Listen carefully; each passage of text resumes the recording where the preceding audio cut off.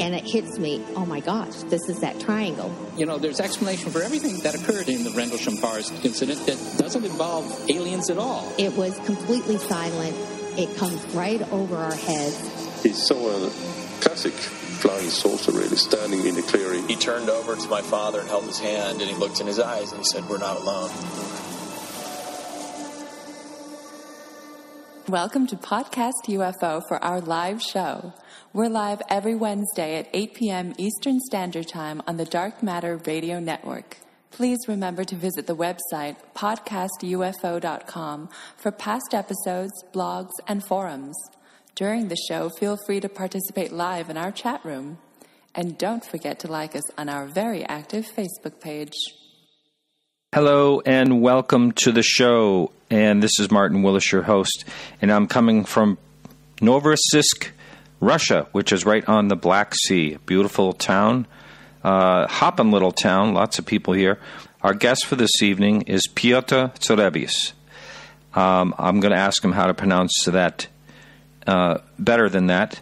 He has written a book called UFOs Over Poland in a Land of High Strangeness. Should be a great topic, great guest. Before that, we have Alejandro Rojas coming up with the news in a minute.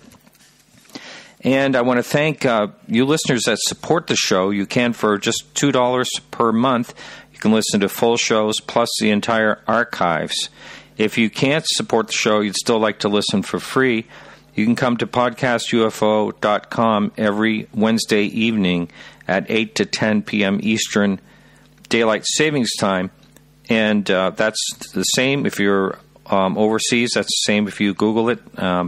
New York City time, same time. And we also have a chat room on our website, so you're welcome to jump in that. And we take calls at 603-967-4030. If you also want to listen to the show for free, you can listen every Thursday at 10 to midnight Eastern Daylight Savings Time once again, and that's on the Dark Matter Digital Network. So how are you, Alejandro? I am good. How are you, my friend? I'm good and glad to be here so early in the morning. How is everything going over there in the States? Everything's going really well, keeping very busy. And as usual, you know, there's lots of interesting news out there. So, which leaves me in a quandary and baffled on a regular basis. Yeah, even when it feels like there's nothing going on, there's always something going on. Yeah, even the weeks where the news is slow, there's something that happens. So, but days like today or weeks like this, there's a lot going on. So, which keeps things exciting. But like we'll talk about today, you know, everything's all over the board and leaves you scratching your head. What the heck? So right. So what's the first thing you want to talk about? That sounded like your peanut butter baby impression. And, you know, the younger people are going to crack up. Do you know who the peanut butter baby is? No, I'm not young enough or cool enough. It's a viral GIF out there where there's this baby sitting on a table that got into some peanut butter and spread it all over itself. And the mom walks up and goes, "What are you doing?" And the baby just looks over and goes, kind of like you just did. And that's it. So I thought maybe that's what you're doing. But it's hilarious. You got to see it. It's very funny. But let's talk about UFOs. So here are the couple of stories. So here are people finding different things. So I want to talk about both of these. First of all, Tom DeLonge. So, you know, we've talked about him over the years because he's a UFO buff. But he recently did some interviews with George Knapp of KLAS. He's an investigative reporter in Las Vegas, part of what they call the I-Team. You know, every local news has a team that goes and investigates, you know, wrongdoings or what have you. But George, of course, is into UFOs, one of the best UFO journalists. He's just a great journalist overall. But he's been able to become friends with Tom DeLonge, who is a superstar rock and roll guy, part of Blink-182. But Tom DeLonge has pretty much left Blink-182 and rock and roll, although he's still doing it. But he's got his own band called Angels and Airwaves, but everything he's doing now is UFO related. So he's doing these fiction. He just released a book called Secret Machines. It's the first of several books, and it's fiction based on reality. And he says, he's got these government insiders that are telling him things, and he's going to release some of this shocking information. He's essentially, like the story I wrote was Tom DeLonge says he will be the conduit for UFO disclosure. And that's what he's saying. He's saying the government has hidden information, that they've sent out disinformation. Originally, they wanted to slowly get the information out, and now he's kind of been chosen to be the guy to get the real info out there by some of these insiders. He says he'll tell more over time, but some of the things that he says they have told him is that there is a government program around UFOs. Apparently, I think he's alluding to that, there are aliens and or UFOs at Area 51. But he does say he learned that a UFO, there have been UFO crashes that have been recovered, that they have received a body that freaked out the government. And that's all he said so far. But I guess he's going to do more interviews with George Knapp as time goes on to reveal his alleged insider info. Yeah, I've been following that, and the first thing I think right off the bat is, why would the government or any other entity choose him to reveal all that? He answers that question. Actually, he says they chose him because he has the ear of a younger audience, essentially, and that's the type of audience I guess they want to reach. Wow. Do you think he has that type of following, that large of one? He has a huge following. I mean, he's a major rock star. The issue is, are rock stars credible? And I think most people would say no. And not to this DeLonge or anything, because, we all have a lot of rock stars that we love to death, but they're just kind of like the Kardashians or something. They're not seen as, scientists, or they seem people who are prone to having some pretty wild ideas. And he has a history of having some pretty wild lyrics. So I don't know that the credibility is there. So that certainly, I think, would be an issue. And I know from writing stories, and I'm sure you find this too, when we write about celebrities and what they think about UFOs, I appreciate that they talk about it and they're bold enough to talk about their interests. But a lot of people, probably people who aren't as into whatever that person does, are like, why should I listen to that person? They're just a stupid rock star. They're just a stupid celebrity. What do they know? But so I think that's how a lot of people feel. So you're right. I don't know whether or not he would be the best person to choose. So it's a good question. I just hope that he's not being duped. Yeah, I know we more or less talked about that a little bit on your show, and I wondered if somehow Richard Doty could be involved in this. And has he long since retired? Do you know what his status is? No, he's still a police officer, from what I understand. Yeah. And he's a police officer in Grants, New Mexico. And he's always popping into the scene. It doesn't seem like, certainly not a year goes by without him sending an email somewhere or talking to somebody about his wild ideas and his alleged knowledge of similar things that DeLonge's talking about.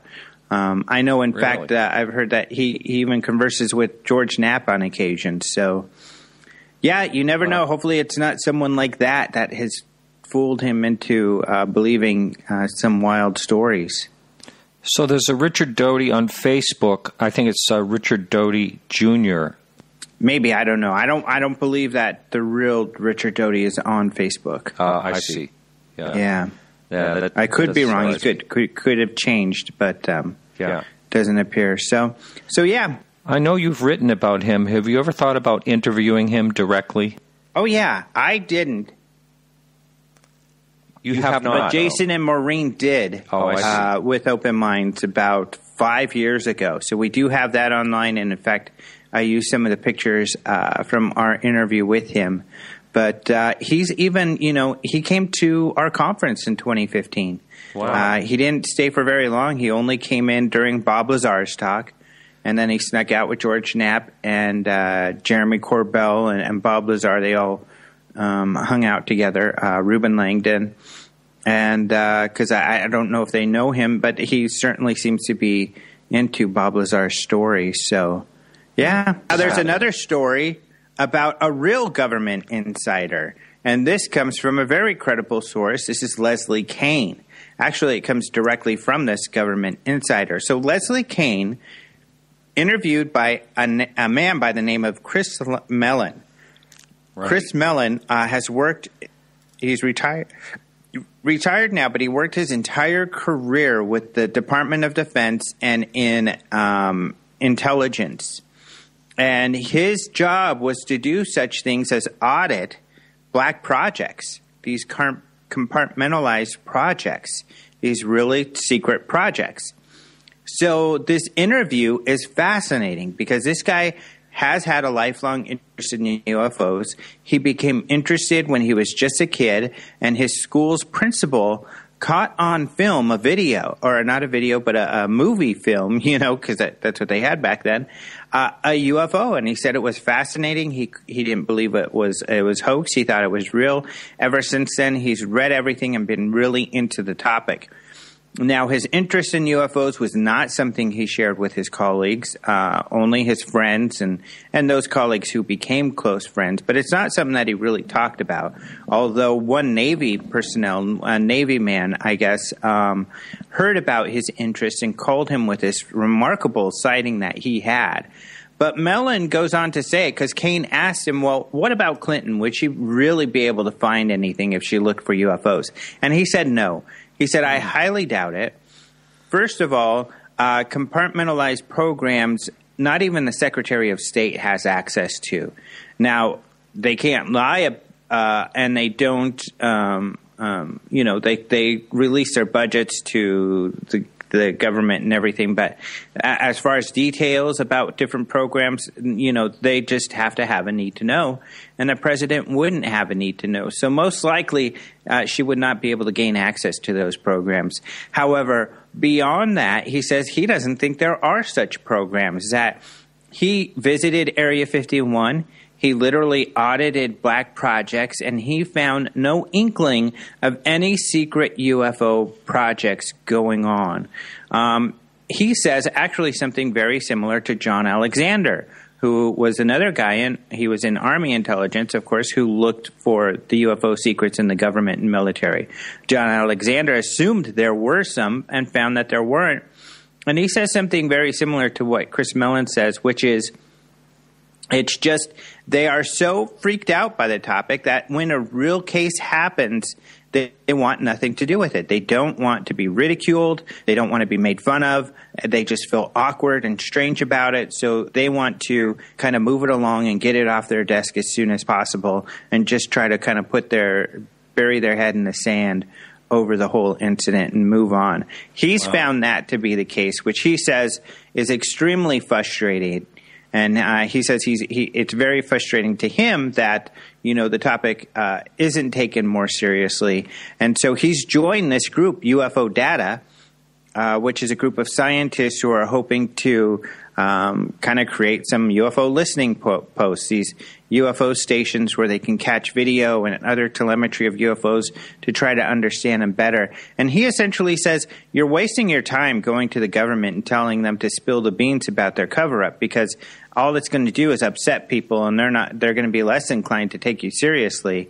He said what really needs to happen is some science, and we have to go out there and find the evidence, and that's what we have to bring to the mainstream to get them more involved, which I do agree with that, So, yeah, really interesting interview. It's somewhat lengthy. She posted that on Huffington Post. They have since been putting it on the front page of Huffington Post, and really? I guess it's been doing really well. Now, I wonder if this is the status quo or the way things have changed since Project Blue Book was closed back in 1969. Or, what do you think about that? Well, that's what's interesting, and it's hard to know. I think, I interviewed Richard Hoffman fairly recently. He's Alabama State Director for MUFON, Alabama and Mississippi, and he works in IT for defense and different intelligent groups. And he makes a few points that the information is going somewhere, that there are people with an interest, and the information is going somewhere. And he points to many cases where the government has said, like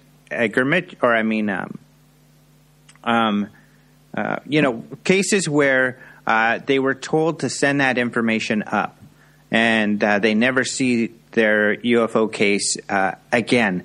And that's happened several times. Gordon Cooper, for instance, he was told, send his video to this place and it'll or when it comes to the nuclear cases. And I talked to Robert Hastings about this, where they're told, well, when they see a UFO, send that information to Air Force intelligence, and it goes there and they never hear about it. So it seems like the data is being collected.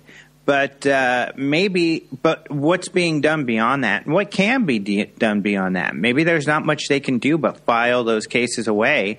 And it's kind of like the X-Files. They have this X-Files of cold cases where, we don't know what the hell. We filed it away in our mysterious, cold cases file, and that's all we can do. If they can't really investigate something that happened in the past or something they don't understand. So in that scenario, that could be the case. And then it goes beyond, some of these things Tom DeLonge is talking about. Was there a crash? Were there aliens at Area 51? This sort of thing. Of course, if that's the case, then there's something bigger going on.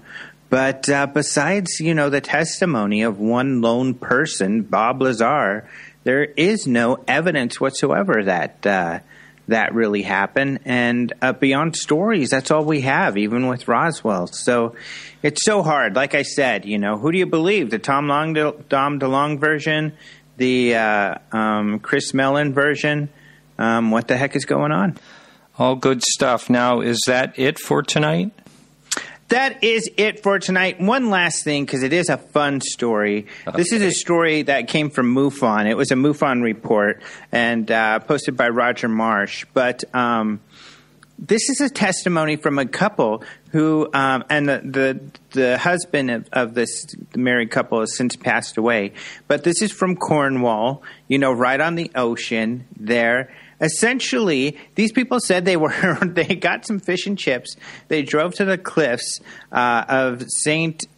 Just in Cornwall to look at the water and have a nice little evening dinner there in their car. Well, they said a person came walking up the cliffs who looked like an olden time smuggler, they said, from the 17 or 1800s. And that this person had a large wooden staff and a small barrel or keg under his right arm. They said that it reminded them of the television show Poldark. If anybody's seen that, they play that on PBS here in the U.S. So they saw this guy, and it was really windy, and he disappeared. Right after that, and the reason it becomes a UFO story, is that right behind him was this white orb, this ball that kind of flew off. They said it was spinning super quickly, and even though it was windy, it wasn't affected at all by the wind, and then it flew away. So just kind of a really interesting, weird story. They felt that this perhaps ghostly apparition was related to their UFO sighting, and maybe it was a ghost, some opening a portal in a dimension. But it's just kind of a fun story that we just posted today. And these stories can be seen on openminds.tv. And that's it. Also, I help you with the podcast with the news every Monday. Yeah. Open Minds UFO Radio. Righto. Thanks a lot. All right. Thank you. Talk to you next week. Yeah, we'll talk to you soon. Have a great time out there, and have a great show. Now a little bit about our guest. It's really hard for me to pronounce his name. He was born in 1986 in Poland, and Piotr Cielebias holds a M.A. in history and a B.A. in political sciences. He's a well-known Polish writer and a journalist specializes in fringe science and paranormal phenomena, co-founder of ufo.org.pl website collecting UFO reports, a long-term ufological publisher and contributor to ufological magazines and websites in English. He writes regularly on ONET, that's ONET.pl, the most popular Polish web portal for the, now there's a lot of things hard to pronounce here, the Niezny Świat, the oldest Polish monthly publication devoted to fringe and science and paranormal phenomena. He is the whole author of The True UFOs, a book in Polish summarizing the UFO phenomena. And so that's it in a nutshell. We'll be talking right now to Piotr. Welcome to the show. Hi, Martin. I probably didn't do a very good job pronouncing your name. If you wouldn't mind, could you pronounce your name for the listening audience? My name is Piotr Cielebias, and I'm aware that it may be hard to pronounce by people speaking in English, but also many people in Poland have problems with my surname, so... Well, that's good to know. Can you tell the listening audience, we're going to get into your book here in a minute, and it's called UFOs Over Poland, Land of High Strangeness. I like the title. It's in English. And can you tell the audience what sparked your interest in the topic? I'm interested in UFOs and paranormal since childhood, as many other researchers and authors, but the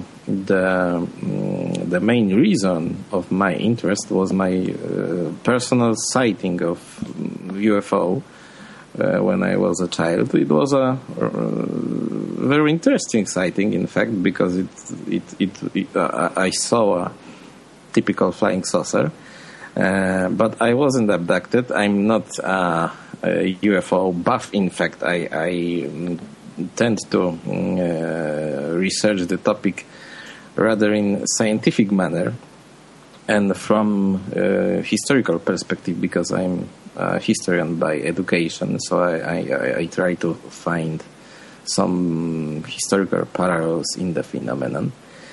But also I must say that my grandmother's stories about strange occurrences in her family also started my interest in paranormal and strange phenomena, because UFO is not only aspect of my interest in the field. I'm working as a publisher and author in Nieznany Świat magazine, in Onet.pl, where I'm writing about fringe science, paranormal and other. So UFO is, as I said before, only a part of my interest. Yep. Now, what prompted you to write this book in English? Is it also in Polish? No, it's only in English. I become aware that many sightings and cases from Polish UFO history is not known abroad. So I decided to do some kind of summary of Polish UFO history, and show the people, the UFO community in the world, that Poland has long and very strange UFO history, because many cases contained in the book shows that the phenomenon in Poland tends to be very, very complicated. In fact, the title is connected with what I mean to say, the land of high strangeness, and many cases and UFO manifestations in Poland were of high strangeness in nature. So they contained some very unusual elements. Well, can't wait to get into some of those. Often I've asked guests on the show when we discuss hotspots for UFOs. If there's other, paranormal activity in the area, and a lot of times there seems to be. Whether it's even goes as far as people talking about Bigfoot, ghosts, and all kind of wrapped into one area. So I would like to get into discussion. I'm not saying that's what you're talking about, but I'd like to get in discussion about some of those interesting cases. But before we do, is this a book that you will translate into Polish? No, because all the cases in the book can be found in other publication on my website, on websites of my friends. So people in Poland may find the material in other sources, and the book itself may not be so shocking for our readers down in Poland, because they know those cases. But I'm now in editorial process of my book in Polish. It's called True UFOs, and it will appear in probably in the autumn. So, okay. but it's not the same material. It's very different. In True UFOs, I'm trying to summarize the phenomenon from the very beginning to present times, and show very interesting parallels from historical perspective. Okay, and getting back to what I called the hot spots just earlier, where they have flaps or there's a lot of UFO sightings in one area. Is there a place or places in Poland where that holds true?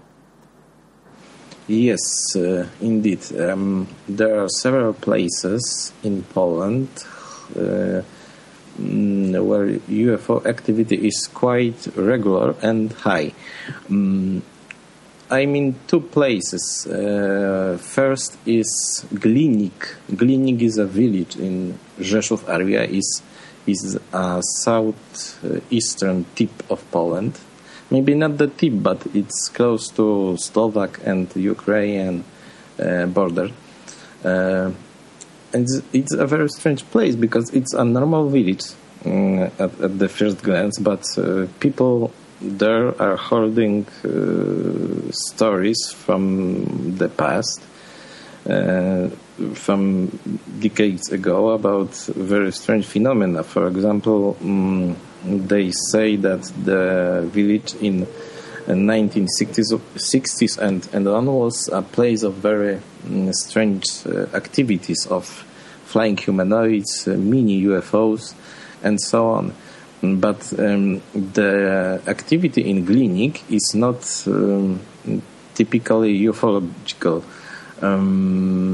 Many aspects of the phenomenon are different. For example, people saw their flying humanoids, but some other people may mistake the manifestations with ghosts. So those entities were looking were similar to some kind of specters or so, but there were also manifestation of typical flying saucers in Glinik. The situation and the whole history of the village is described in one of the chapters of UFOs over Poland. My friend Arek Miazga, who was researching the story, is certain that something strange is going on in Glinik, but it's not a regular activity. It's coming in waves.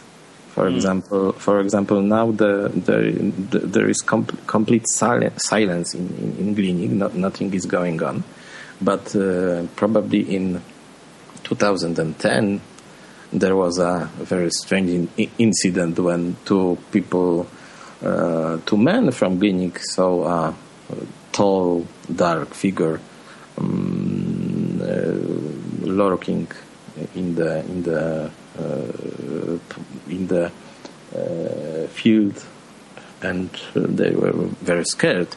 So Glinik is one of hotspots of UFO and paranormal hotspots in Poland, but there are also other ones. For example, in Częstochowa area where I live, there's a place called Oson Hill. Oson is a name of some man who was a local, who was one of the locals. It's a name of a man who ran a airfield in the area of the hill, and that become Oson Hill. The area is also a place of strange activity, but of another kind, other kind than in Glinik, because Oson Hill is known in the area from manifestation of flying objects. In 2002, my friend Grzegorz Tarczyński saw one of these objects, and that was a very strange incident because he met a flying sphere, and when he was in his car, and when he blinked the headlights of his car, the sphere repeated the signal. So it means that the object was probably intelligent. Some people say that in Oson Hill area the incidents are of natural nature, can be explained, for example, by some kind of atmospherical phenomena as ball lightning. But I never heard about ball lightning repeating the light signal.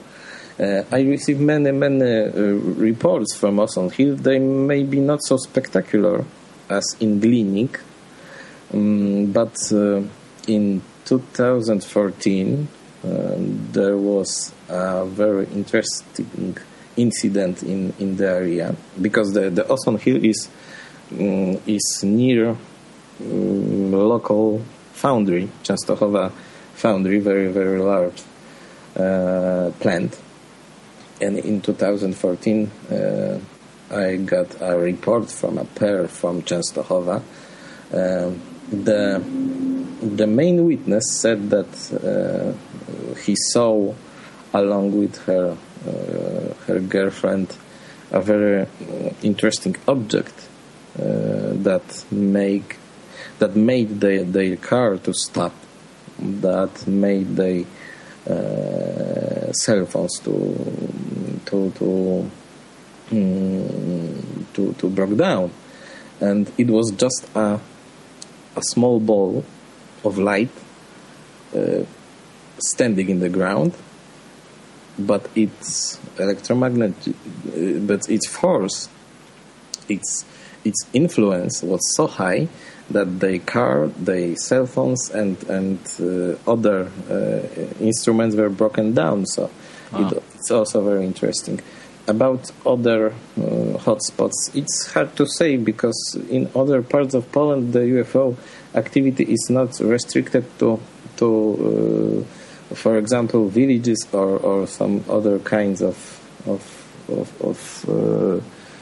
or some other occasions. Rzeszów city is also a place of high activity of UFOs, but the manifestations aren't concentrated in one area. Also, for example,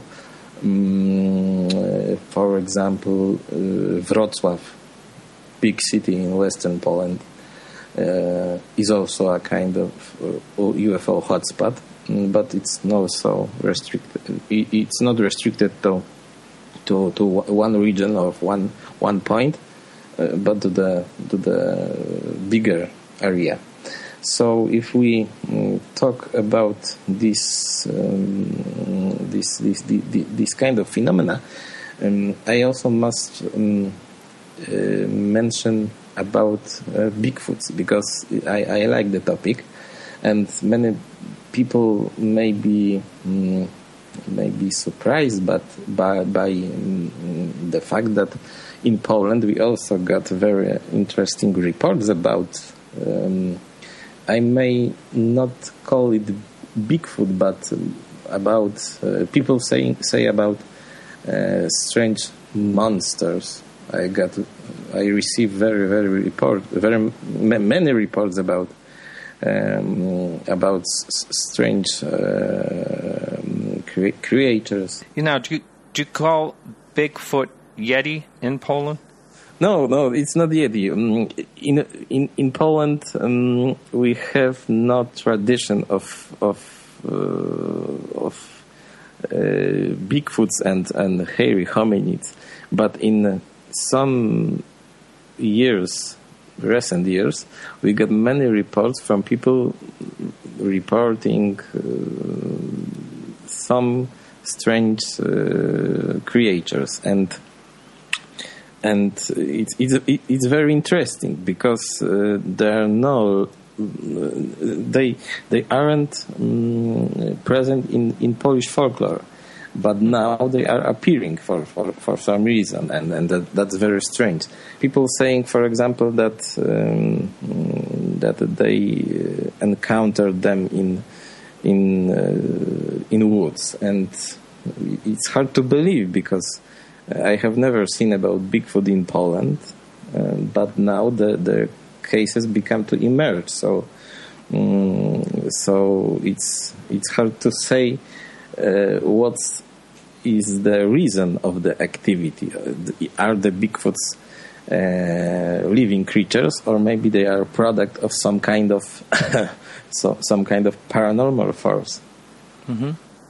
Well, before there's some questions I want to ask you about what you just said, but where do you report sightings? You mentioned that you take some reports, but is there any type of national reporting center in Poland? No, and there never was. Along with my friends, with Arek Miazga, with Damian Trela, and many others, we are forming a kind of collective, informal collective.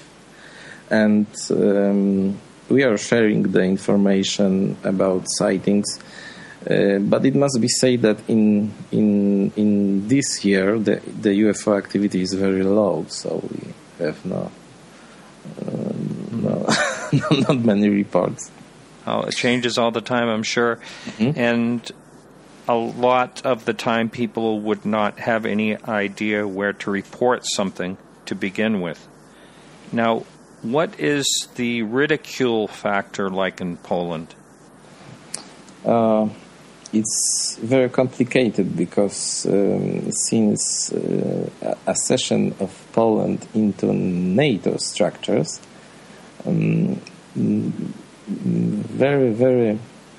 it's become very complicated to speak publicly about UFOs. I don't know the exact reason, but I think that Polish Air Force is restricting the information, is trying to ridicule the topic because they know that every comments about unexplained activity over Poland may be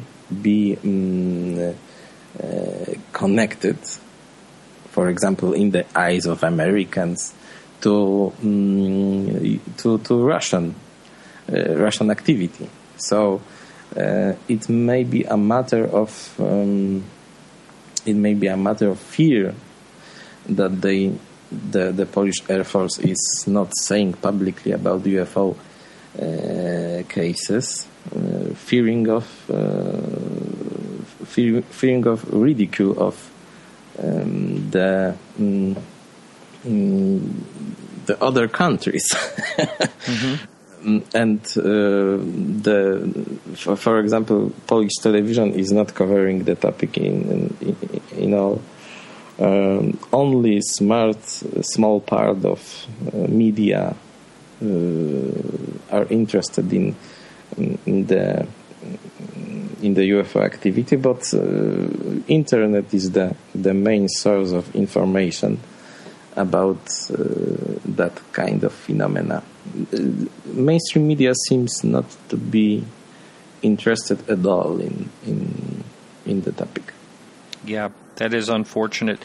Now, going back to some of the sightings you just talked about, I wanted to ask a couple of questions. First of all, can you give details of this flying humanoids cases or case? Mm-hmm. Flying humanoids,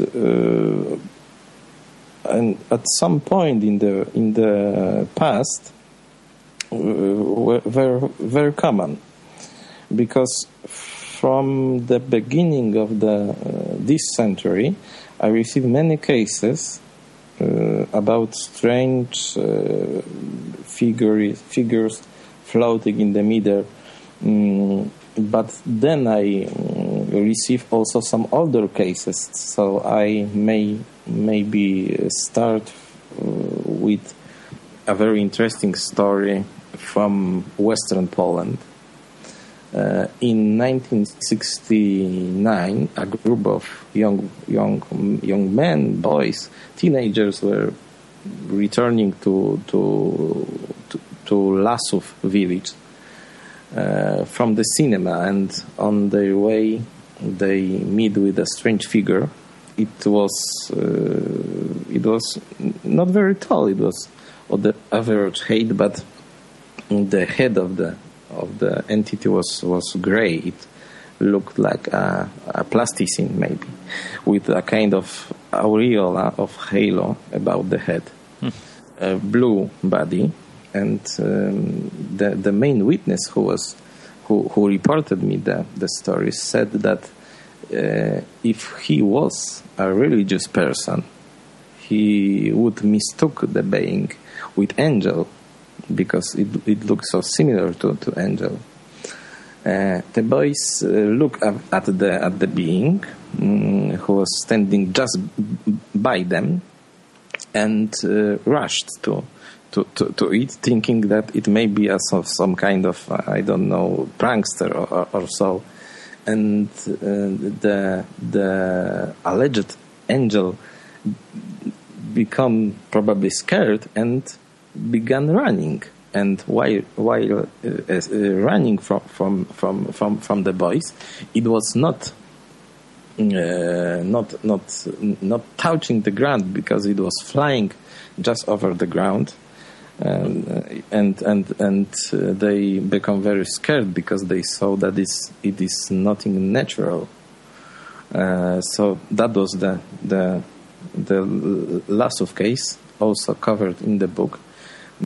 The next interesting case with flying humanoid took place at Borne-Sulinowo in 2008. The main witness, an elderly woman, contacted me and say that during a trip with her husband to Borne-Sulinowo, she met a strange floating transparent figure. And Borne-Sulinowo is a ruined city, is a former base of Red Army in Poland. It's a military complex now abandoned, and when the pair split, the man went in one side, and his woman and his wife headed in the other direction. She said that at some moment she realized that some kind of semi-transparent entity is floating in the air. It looked like a man with crossed arms. It was very big, and the being looking as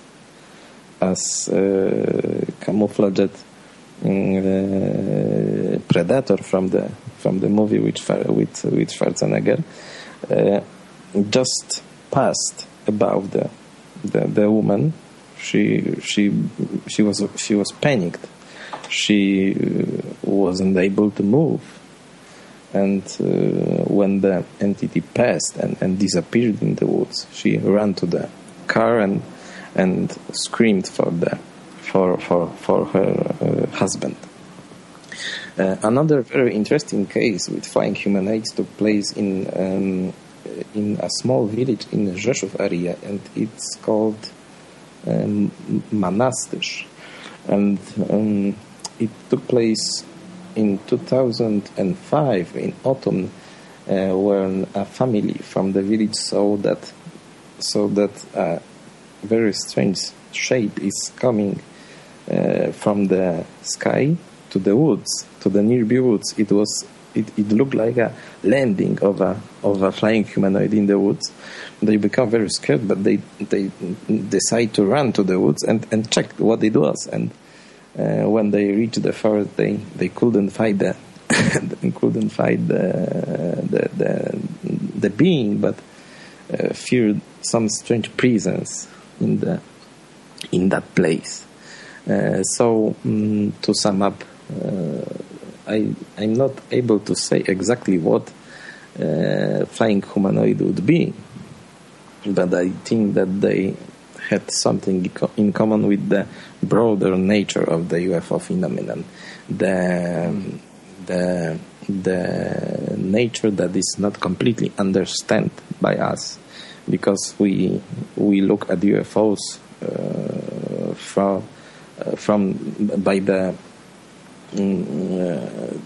through the perspective of flying saucers and green men, but there are also some other manifestations that are very, very strange, but are also embraced by the term UFO or ufological. So flying humanoids may show the very complex nature of UFO phenomena. Wow, that's interesting. And the thing you said about the angel almost could make one speculate that, people were drawing angels, and the whole creation of angels in our history may have had to do with something that person saw. Just maybe going out on a limb by saying something like that, but it's still very interesting. And I would also add something. I also heard about a case in Poland. I not remember the place of the incident, but there was a UFO sighting in one village. A man saw a flying ball with some kind of shape inside the ball, and then he was so excited and so charmed by the incident that he built a small chapel in the place of the incident. Really? Saying that it was a manifestation of Virgin Mary.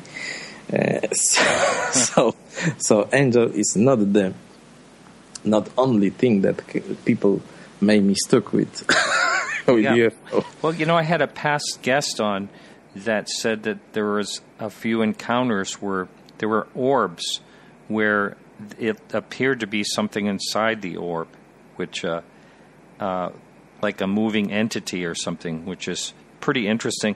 And you were talking earlier about the reaction to light that one orb or whatever it was had, and there's a number of cases where there's a reaction to like an intelligent reaction to someone either flashing a flashlight or, like you mentioned, a car light. Very interesting. Are there a lot of other cases in Poland where there's some type of electromagnetic reaction like there was with that car and cell phone of that one case?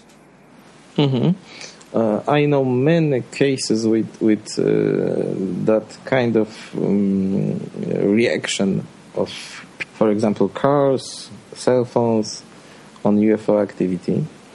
But the most interesting one and most controversial one, because I don't know exactly what caused the incident, was the fishing boat meeting with a strange orb, flying ball on the Baltic Sea in 1980s, and the case was probably never explained because it happened in a time of when not everything might be published in newspapers. It happened on the Baltic Sea when a fishing boat of Schomburg family encountered a strange object over the waters. It was just hovering over the sea in some distance from them, and at some point something strange began to happen with the crew. Some say that they were nearly paralyzed by strange force. They think that their state has something in common with the strange object in the distance, but they weren't able even to ask for help because they were paralyzed. They lost energy. One of the men even temporarily lost sight. They weren't able to call for help.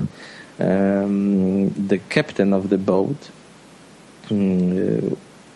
being on his last legs, standed by the steering wheel and tried to get to the port, but it was very hard to him to maneuver the ship, being in the constant under the constant influence of the object. So Schomburg case was very controversial because when they finally reached the port, they were checked by paramedics, and the case went silent, totally silent. Even today, no one knows what exactly happened with those people. Some months ago, I talked with Emma Popik. Emma Popik is a Polish UFO researcher and journalist, and she wrote about Schomburg case, and she is also not certain what may happen, what may cause the incident. She suggested me that it was a kind of experiment with electromagnetic weapons, but I'm not very sure about that explanation. The witnesses themselves also not present in the media. They just disappeared. They're probably living very quiet lives, and the case remained mystery. And it's the most interesting case of some kind of influence of UFO on the witnesses. Wow, interesting. That's a good one. Now, you are a historian, so I would like to talk a little bit about historic UFO sightings, and why don't you go into that a little bit as far as how far back that they're recorded that you're aware of, and bring it forward, if you would, into some of the highlights of some of the cases. To be honest, I don't know many historical Polish UFO cases because at some point of historical recordings at some levels, strange reports become very similar to, for example, ordinary reports about astronomical events. So I'm very suspicious about some historical chroniques and sources, but one of the most interesting cases from the past took place in just before the great Battle of Vienna, when Polish King Jan Sobieski was heading on the battle with his soldiers, and saw very, very interesting phenomenon that was probably not an astronomical phenomenon, but a kind of other manifestation, maybe a UFO. And the description of the event may be found in the book. I also remember and that was in the 17th century. I also remember another record from some kind of historical source from Szczecin area, but that took place in present Poland. But the witness was a German boy then, and he saw that he related to the author of the chronicle that he saw some kind of entity, a white angel, descending from some kind of object. So that was also a very, very interesting and suggestive manifestation. If we talk about 19th century or 12th century, we also can find some more interesting reports about unexplained activity in the sky. In 19th century, we can find in Polish sources reports about flying balloons with spotlights seen, for example, in Podkarpacie area, in Rzeszów area. The witnesses reported seeing objects that they took for balloons, but they were probably the same airships that were seen in USA during the great wave of from the end of 19th century. But in 12th century, before the Arnold sighting, there were very, very interesting reports from Poland. For example, in Warsaw, in 1920s, there was an incident involving flying saucer that nearly landed in Warsaw, in one of the districts in Warsaw. The witnesses reported that it looked like two plates joined together, and the object, according to the witness, got very near to the ground and then went up, but it almost looked like a crash landing. Then there were some cases from World War II, also very interesting. For example, a case from Nowiny. Nowiny is in eastern Poland, in Zamość area, but the case was researched in 1980s because it took place a long time for the witness to review the story. Really? Wow. And the witness said, the only living witness of the incident, say that during the war in 1943, a strange craft landed by their hut, by their house, and some very strange men emerged from the object.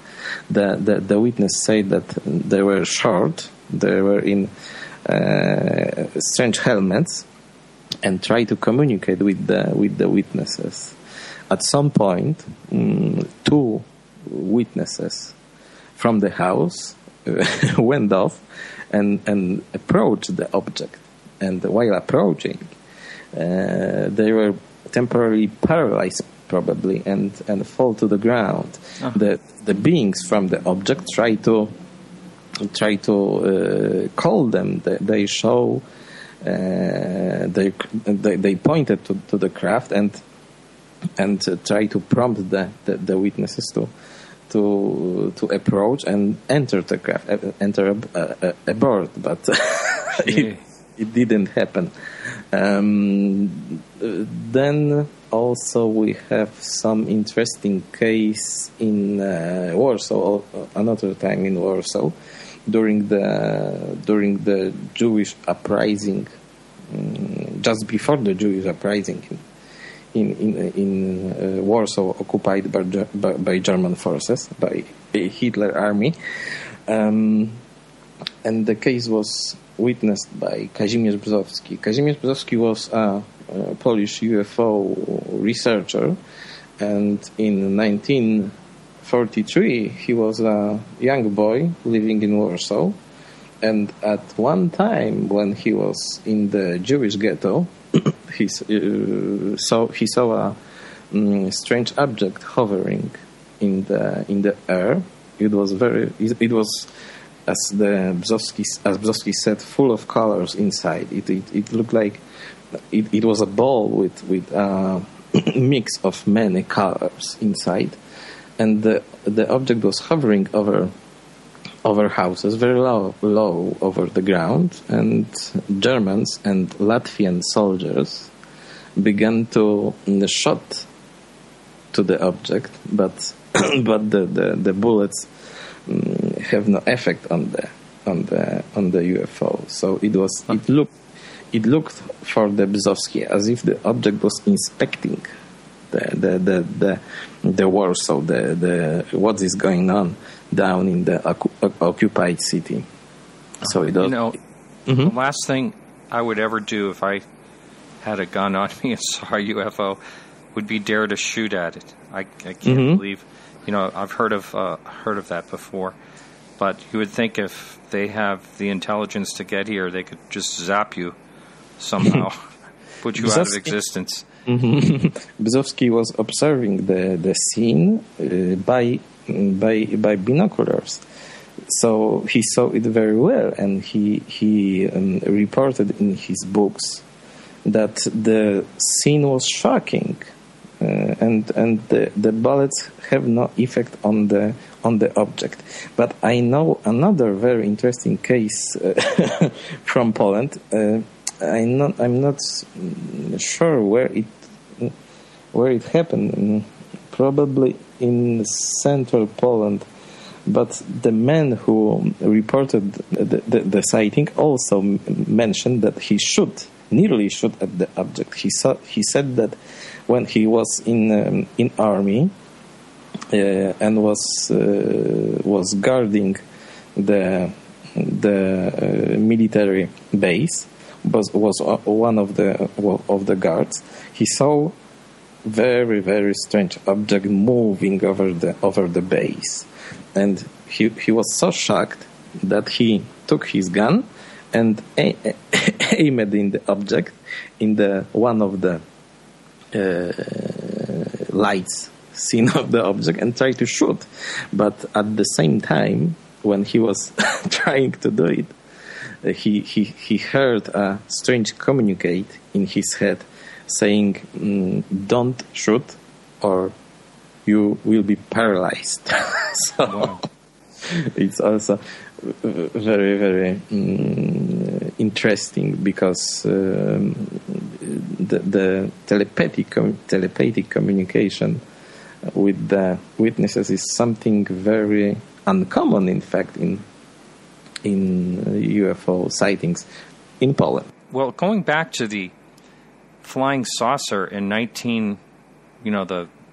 you would call a flying disc in 1920, I mean, you hear people talk about the first seen UFO, or that was a disc shape, was by Kenneth Arnold back in 1947.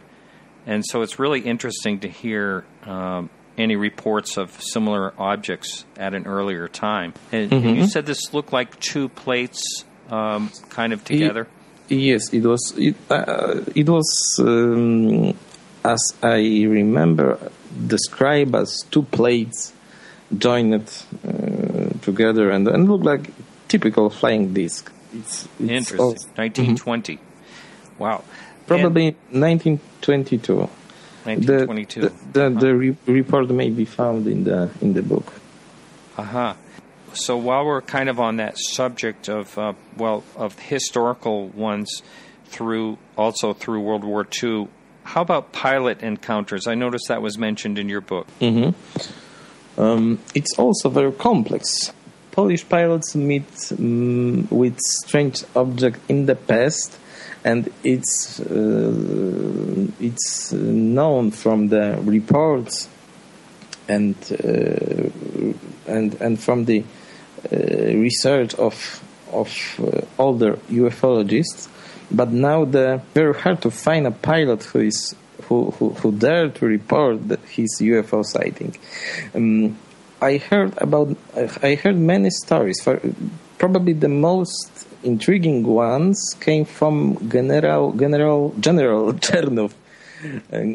Chernów was the highest figure in Polish army who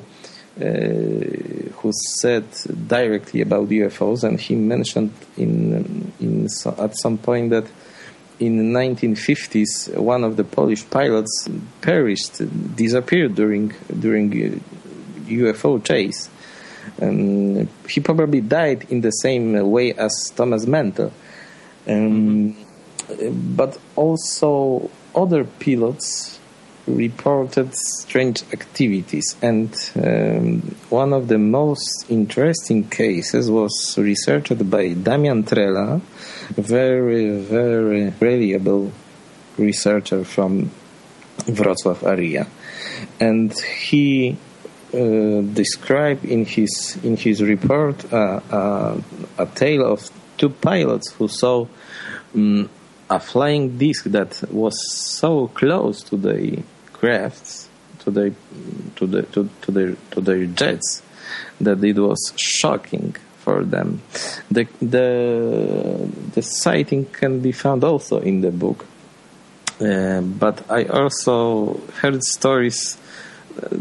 Typical stories about, for example, flying balls chased by pilots or similar incidents. So it's very interesting to learn that in the past there were many incidents of that kind when pilots or military was reacting to UFO activity.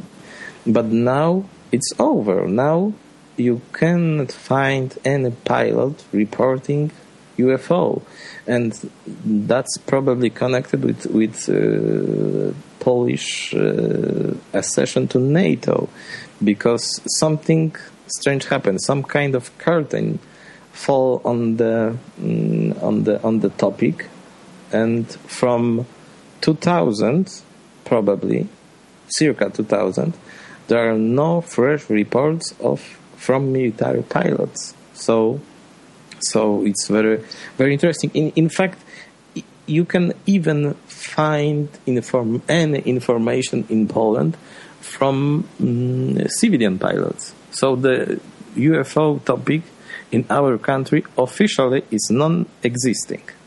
Wow. That's amazing. Now, you've talked about spheres like orbs and things like that. You've talked about discs. How about triangles? There's a lot of reports of triangles in this country, in the United States, that is. Flying triangles and boomerangs, because we got reports about boomerang-shaped objects in recent years. Those reports were very common from probably 2008 to 2014. There was a small flap of triangular UFOs over Poland, and what was the most interesting in them? We found that most of the sightings took place in close vicinity to military bases. Exactly to bases of Air Force, Polish Air Force. For example, in Lubliniec area, Lubliniec is quite near from my city.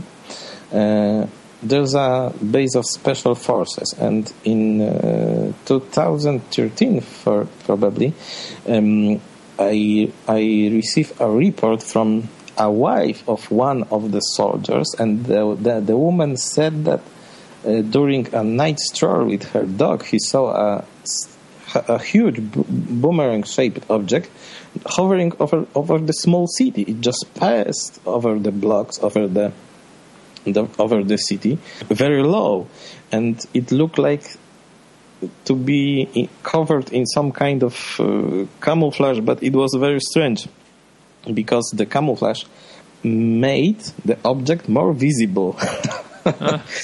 It was a quasi camouflage, very, very, very strange aspect, and that aspect of camouflage making the object more visible is appearing also in other reports. For example, in Sandomierz area, in Sandomierz city, in 2008, a man, quite reliable man, saw a flying boomerang dotted with small red points, also covered by some kind of camouflage, described by him as kind of water or something, or mist.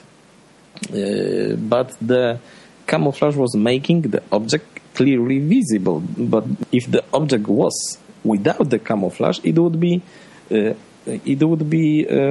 not visible at all on the black sky.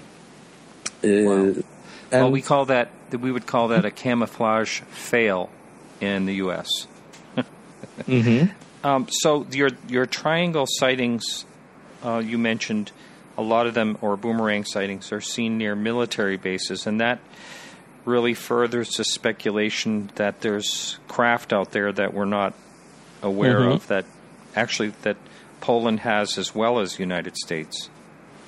It was very, very easy to join the triangle activity of UFO triangles with military, but the activity and behavior of this object was so reckless and strange that it was hard to believe that military would start an object and then appear over a city where all the people can see it, probably. It's unbelievable. For example, in 2009, a flying triangle, very strange object, because from the underside, as the witness said, it looked as if built of cubes. It was irregular. Wow. And that object appeared over a highway in central Poland and looked as if broken down, because it was moving in jerks, some kind of jerks. And one of the lights underside was blinking, as if something was wrong with it. And when we look at the incident, we came to conclusion that the object, in fact, may have some problems. And I'm not very sure if military, while testing some strange crafts, would be so reckless and maybe even stupid to fly over areas where everybody may look and see the objects in the sky, while on the other hand they are trying to do everything in the secret. So it's very strange. It's very strange tactics seen also in American cases of flying triangles, because when we compare our conclusions to reports from NIDC about flying triangles, we could find very interesting parallels between activity in USA and triangular activity triangular activity in Poland.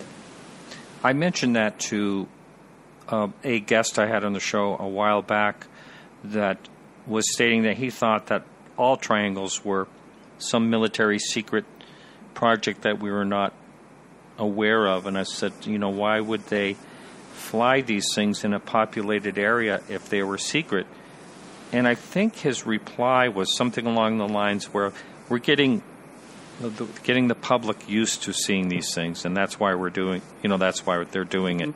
Maybe, but I remember reports, for example, of some young astronomer.